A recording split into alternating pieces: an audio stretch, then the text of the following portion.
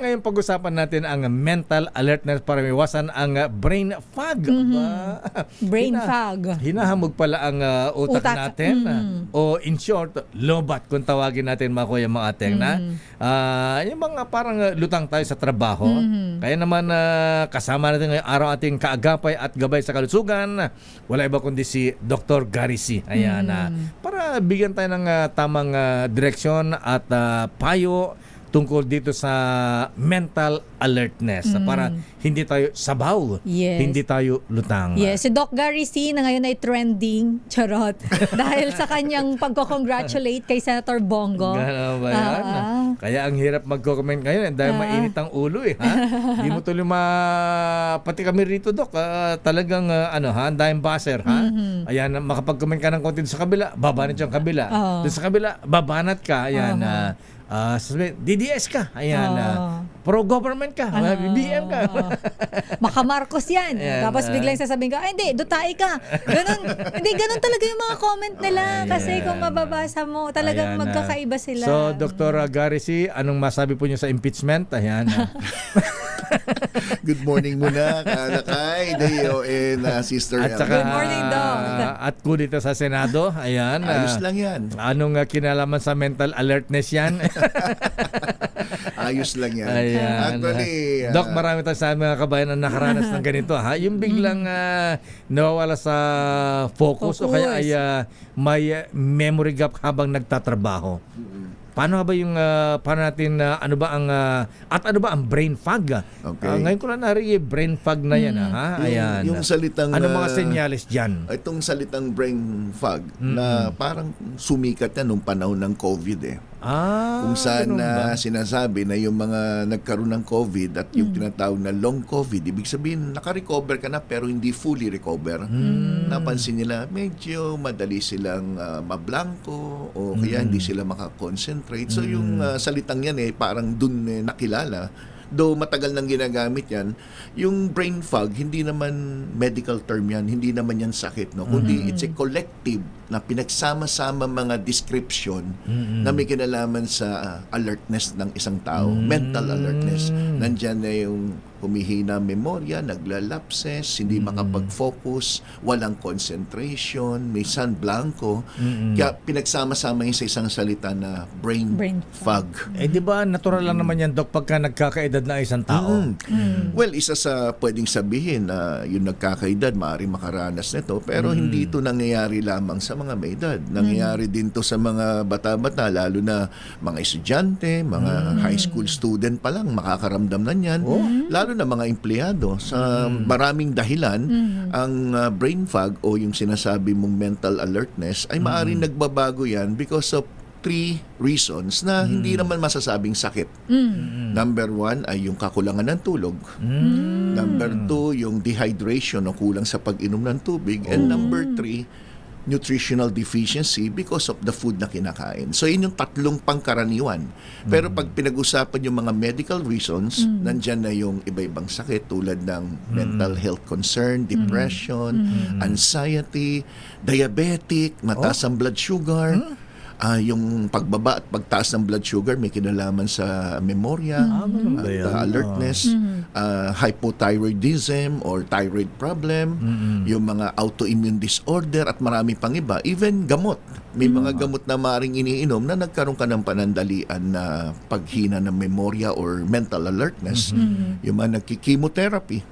Usually, yan ang isang daing nila na parang after chemo, blanco ako. But ito'y panandalian. Once na natanggal mo na yung gamot o napababaan mo yung pag-inom ng gamot, yung dosage, maring back to normal na. But there are cases naman na because of aging. Pagdating naman sa aging, ang unang-unang dahilan dyan ay yung kahinaan ng pagdaloy ng dugo sa brain. So, pag pinag-usapan to, malawak yung topic, hindi lang yung, ano ka, wala ka kasing hindi ka nag-pay attention. Maraming ganun na hindi ka kasi interesado, kaya hindi ka attentive. Hindi mo makomprehend. Parang sila ka, for example, pasensya na, ikaw na lang ma-sample ko. Wala na may ibang lalaki dito. Matingin ka ng ballpen. Maganda yung sample ko. For example, may duman na babae dyan. At yung babae mismo nagbigay ng cellphone number kay Lakay. Oh. Lakay, ito Asan? number ko, 09 Oo, tote. Pero hindi niya maalala dahil hindi siya interesado sa Sa babae. babae. Ganun ba yun? Di ba? So, hindi mo naman masabing walang memory o Dahil lang hindi siya nakafocus. interested. Hindi interested. So, Ayun. ibayin natin, may dumaan na napaka-sexy Ah. na ang itsura ay parang si Sister L. At pagkabigay ng number, Huwag Curtis, ha? Ayan. Kaya safe na ako. Safe Safe ka, na ako. Sister L na lang. at ha? tapos Ayan. pagbigay ng number, abay, isang beses lang binanggit. Memorize na niya. Rehistro ka agad sa utak. ha? Kasi interesado siya sa tao. So, interest is also a factor. Interesado ka bang matuto? Mas ganun sabihin ng teacher, kung hindi ka naman interesado, hindi ka makikinig. So, ibang kategorya yon. Pero kadalasan na, Dok, ang naranasan natin minsan pagkahapon na pagod ka na, parang gusto natin makarecover ng konti, kape. Sila kay ganyan, kape. Ayan, na mainit na kape. Magandang ano yan. Yun nakapasok. Yan. Ayan. Actually, marami nagtatanong sa akin tungkol dyan sa pag-inom ng kape. Para sa akin, wala namang masamang uminom ng kape. Okay. But kung may medical reason na pinagbabawal o pinalilimitahan, sundin natin yung doktor.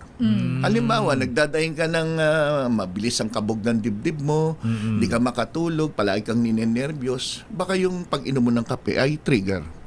Pero kung sa isang tasang kape ba, ito'y makakatulong to boost your memory or enhance your alertness? Yes ang sagot. Yes.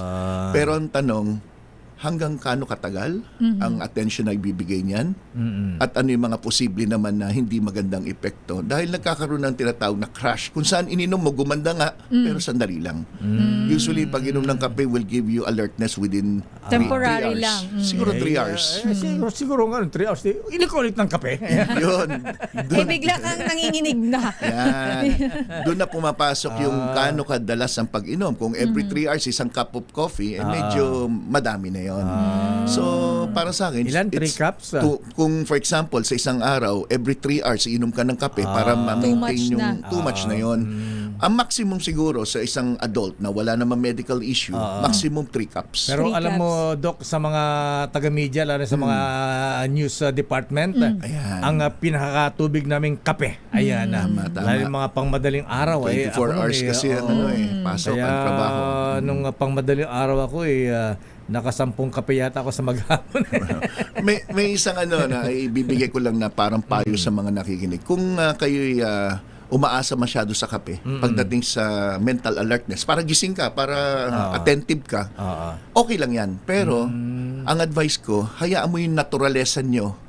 Ibig sabihin, pagkagising nyo, huwag umasa kagad sa kape. Bigyan nyo ng mga at least 1 hour o 2 hours na pagkagising, tsaka ka uminom ng kape. Kasi meron tayong tinatawag na natural cortisol. Yan yung paggising mo, dapat unti-unting tumataas yan para gising ka. Ngayon, kung iinom ka kagad ng kape pagkagising mo, ang umasa yung katawan mo, hindi sa sarili mong cortisol o yung chemical na pampalakas, kundi umasa ka kagad dun sa kape mo. Yun ang isa yun. Doc, paano yun? Diba, nabanggit mo nga, minsan parang 3 hours yung effect ng coffee, nagising tayo. Kung temporary lang ang kape, Doc, ano yung mga pwedeng i-take or gawin para magkaroon ng tuloy-tuloy na lakas at focus naman buong araw? Yeah. Maganda rin yung tanong. Kasi pag pinag-usapan natin, ano muna ang dahilan? Kasi nagpunta kami ng Korea, may mga binibigay silang ginseng. Ginseng. Oo. Pag nag-tour ka papuntang Korea, kadalasan kasama doon sa package ng tour, dadaan ka doon sa mga factory ng mga ginseng. Ginseng, Totoo oo. yan. Ituturo sa'yo, ito pampagising. Meron pa naka-aquarium na ginseng dun Na may alak pa. Yes, Alak na may ginseng sa loob. So, ang purpose ng ginseng, alam natin na parang pagkaalam ng mga lalaki, puros aphrodisiac. Yung pampabalik ng hilig. Pero depende sa klase, depende sa ilan milligrams ang ibibigay, no? But may mga ginseng naman na ang sapat lang ay para bigyan ka ng alertness, attentiveness, gising ka at may energy ka. Hindi na umaabot sa ganon. So may mga supplements na pwedeng may ginseng, but ano mo nang dahilan bakit meron kang problema sa memorya o sluggish ang pag-iisip mo, alamin natin. Kung kulang ka sa tulog, matulog ka muna ng maayos. Dahil walang pamalit na supplement sa isang taong hindi makatulog na maayos. Number 2, Tama.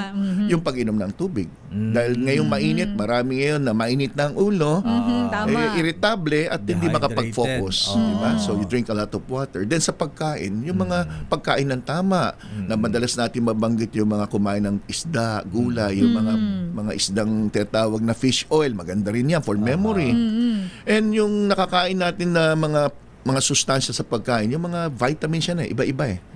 So nandyan yung may vitamin B for memory, ang B12 particularly, no? Meron naman iron. Ang iron naman importante para sa pulang sangkap ng dugo, para maganda yung oxygenation ng blood mo. Magnesium to relax your mind and your nerve. Mga vitamin B, mga ganyan, no? Sama-sama. So taking a multivitamins, malaking tulong din na pang-maintenance. Then, kung may supplements, tulad ng itong mga may supplements na multivitamins with minerals na may ginseng pa, mas maganda. It will give you mental alertness. Parang katulad nito, Doc. Yan. Paano inom niyan, Doc? 3 times a day ba yan? Ultima. Ito. Halimbawa, Ultima. Itong Ultima, it's a multivitamins with minerals na may ginseng. Ang inom lang naman once a day lang, ting umaga. Tuwing umaga. Ting umaga. Ayan, After breakfast or before breakfast, pwedeng inumin yan. pagka sa hapon ni lobat na ako, pwede ba akong uminom ulit yan? Kung ang trabaho mo ay kailangan gising ka sa gabi, pwede ka naman uminom. But ako, personally, hindi ko in-encourage na inumin sa gabi dahil may ginseng na parang gising ka. Lalo na Baka di ka kung makatulog. sensitive ka.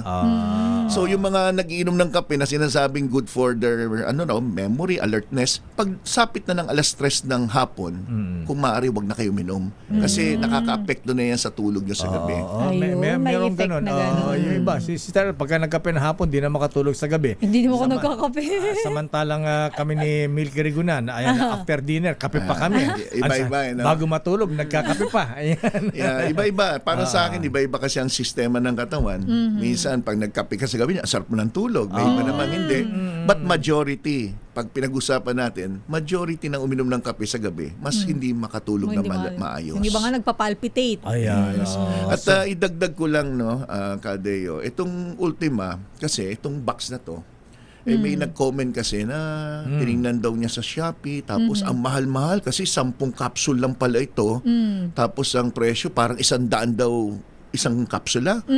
Mali po yun. Kasi ang laman ng isang kahon na ganito Isang box. kalaki ay 10 ganito yung hawak mo, Sister El. 10 ganyan. Which is 10 capsules po, isang ganitong maliit. Yan. So, handy packs ang tawag dyan. Kasi kung gusto mo lang, pwede mo lagay sa bag mo, 10 na pag naman. magta-travel ka. Yes. Magkano isa yan? 3.25 ba yan? Presyo Ilocano ba yan, Doc? Alam mo, Parang nasa ano lang to, Doc? 12 something pesos lang 12 yan eh. pesos lang isang Alam mo, capsule. marami sa atin kumakain ng mga 2-piece na chicken na masaya na may rice. Yes. Yung isang order ng 2-piece na masaya na may rice, katumbas na ng 18 capsules niyan. So 18 days mo na inumin dahil once a day lang yan eh. Diba? Kung sa soft drinks naman, yung mauminom ng isang soft drinks in can, katumbas na ng mga 3 kapsula. Ayan. So yung isang inom ng ganyan, katumbas na ng 3 days na pag-inom. So it's not that expensive. Depende rin kasi ang expensive sa bibili. Ayan. Kung anong Okay, Doc. priority. Maraming salamat sa iyong malinaw na paalala. Ayan. Malinaw na impormasyong pangkalusugan. Ayan. So, instead ng kape, mag-ginseng na ako. Ayan. Ultima ang pangalan Ito, yan. Ultima Lakay. Parang ultimate energy. Ayan. Doc Gary C., maraming salamat and you may evaporate. Ayan. Maraming salamat and I will evaporate now. Bye! Dr. Gary C. Mahabigan, ayan ang kaagapay natin sa kalusugan. At kung may tanong kayo, ayan, pwede yung puntahan sa The Life Extension Center for Health and Wellness dyan sa Belkens Tower, Malacasi Street, Diliman, Quezon City. At pwedeng tawagan sa kanilang number 8911-1314. Dr. Gary C. is the name. Ayan. At sa mga gustong bumili lakay, available sa Shopee, Lazada at Mercury Drugstore. Ayan. Ako po si Deo Macalma. Sister Alpo, Elaine Apit, stay safe. God bless. Ayan. Kita-kita sa bukas. Ako po si Deo Macalma at susunod na